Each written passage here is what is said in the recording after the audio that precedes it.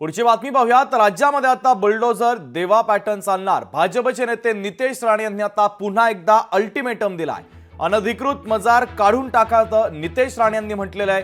अनधिकृत भोंगे आम्ही सहन करणार नाही असा इशारा देखील आता नितेश राणे यांनी दिलेला आहे। नितेश राणेंच्या वक्तव्याच्या संदर्भातली ही सगळ्यात महत्त्वाची आणि मोठी बातमी आपण पाहतोय। राज्यात बुलडोझर देवा पॅटर्न आता पुन्हा चालणार। भाजपचे नेते नितेश राणे यांनी आता अल्टिमेटम दिलाय। अनधिकृत मजार काढून टाका असं नितेश राणे म्हणतात, तर अनधिकृत भोंगे आम्ही सहन करणार नाही असा इशारा देखील राणेंनी दिलेला आहे।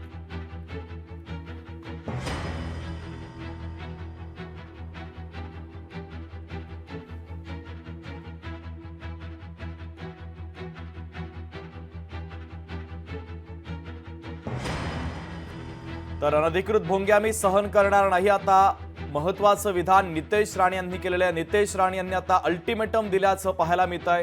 राज्यात बुलडोझर देवा पॅटर्न पुन्हा चालणार असल्याचं देखील नितेश राणे यांनी म्हटलेलं आहे।